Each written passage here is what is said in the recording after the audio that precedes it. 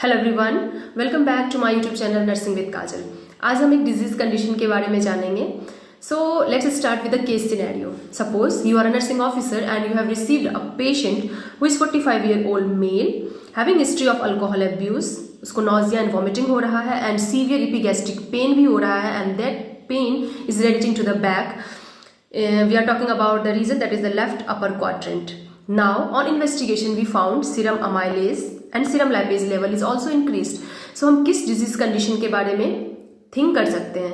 So we can think about pancreatitis, that is the inflammation of the pancreas. तो अब हम देखेंगे कि क्या क्या causes हो सकते हैं pancreatitis के and how that causes leads to pancreatitis.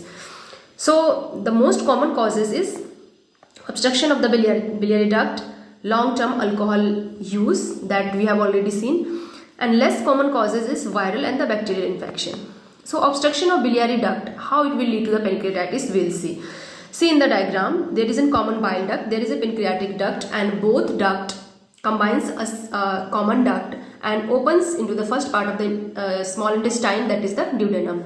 Suppose in the common duct, if there is a stone or some kind of obstruction, then what would happen?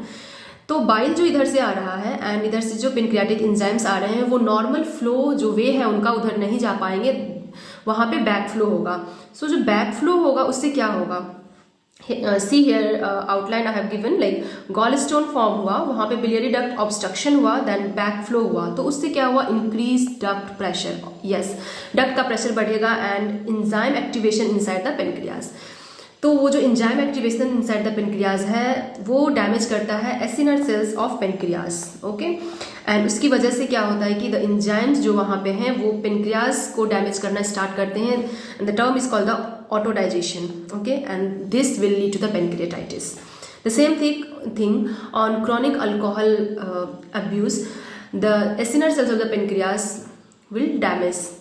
Okay, now how we found serum amylase and serum lipase level is increased in the bloodstream? We'll see. Like due to the cellular damage, the acinar cell obviously is damaged during the pancreatitis and increased vascular permeability. So due to this, pancreatic enzyme जो है वो leak करता है from the pancreas into the bloodstream. तो हमें pancreatic जो serum lipase है, serum amylase है, वो रेस्ड दिखेंगे. सीरम लाइपेज जो है वो डाइजेस्ट करता है फैट को and serum amylase digest carbohydrate. And yes, दोनों में से अगर एक चूज करना हो तो we'll choose serum lipase because it is produced almost exclusively by the pancreas. Serum amylase also salivary gland से प्रोड्यूस होते हैं, बट या serum lipase exclusively produced by the pancreas. So if there something wrong with the pancreas, we'll find that the serum lipase level is increased in the bloodstream. Okay, now you have got that patient and being a nurse, what would be your priority nursing diagnosis? Like obviously patient is in pain, so the pain related to the disease condition, we'd provide the good or the best position to the patient. Like अगर exam में आता है कि कौन सा position देना है patient को उस टाइम, तो हमें टिक करना है नी चेस्ट पोजीशन और द सेमी फॉलोड पोजीशन, क्योंकि इसकी वजह से क्या होता है कि प्रेशर एब्डोमिनल ऑर्गन जो भी है उस पर कम पड़ता है और इससे पेन रिलीफ होता है. ठीक है, नेक्स्ट पेशेंट को हमें एनपीओ रखना है. Why? To rest the pancreas, क्योंकि pancreas obviously not in good position. So हमें क्या करना है कि ओरली अलाउ नहीं करना है, सो दैट कि पेनक्रियाज जो है वो ट्रिगर ना हो to produce enzymes. And next one, we have to start the IV fluids. So many reasons, because एक तो हमने एनपीओ रखा है पेशेंट्स को, and one more thing, like it causes third space fluid loss. या pancreatitis causes third space fluid loss and obviously patient को पहले से ही वॉमिटिंग हो रही है. सो टू प्रिवेंट दैट कि पेशेंट हाइपोवॉल्यूमिक शॉक में ना चला जाए, उसके लिए हमें आईवी फ्लूइड्स को स्टार्ट करना है पेशेंट्स में.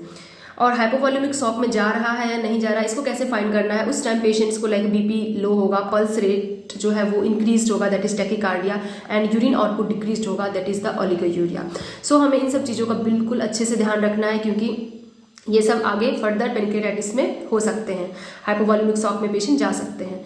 Now during observing the patient, you found that bluish discoloration around the umbilicus. Yes, exams में ये भी क्वेश्चंस आते हैं क्योंकि ये कुछ स्पेसिफिक टर्म्स हैं जो कि पेनक्रियाटाइटिस से ही रिलेटेड हैं. So bluish discoloration around the umbilicus अगर सीन होता है उसको हम कलन साइंस बोलते हैं। एंड इसका जो लोकेशन है वो पेरी अम्बलाइकल रीजन है, obviously around the umbilicus seen होगा हमें। एंड ये ऑब्वियसली साइन है कि ब्लीडिंग की वजह से हो रहा है, and that bleeding origin is intra peritoneal और retroperitoneal, but mostly will take over intra peritoneal hemorrhage. Intra peritoneal hemorrhage की वजह से कलन साइन हमें देखने को मिल रहे हैं। Next one more sign you see, then immediately you have to inform the attending physician, like bruising of lateral abdominal wall, that is flank, so part of the body between the last rib and the top of the hip, उस reason पे क्या होगा वहां पे भी हमें bruising दिखेगा। ठीक है, पिक्चर्स में आप देख सकते हैं यहाँ पे और फ्रंट साइड से यहाँ पे, इसको हम बोलते हैं ग्रे टर्नर साइंस।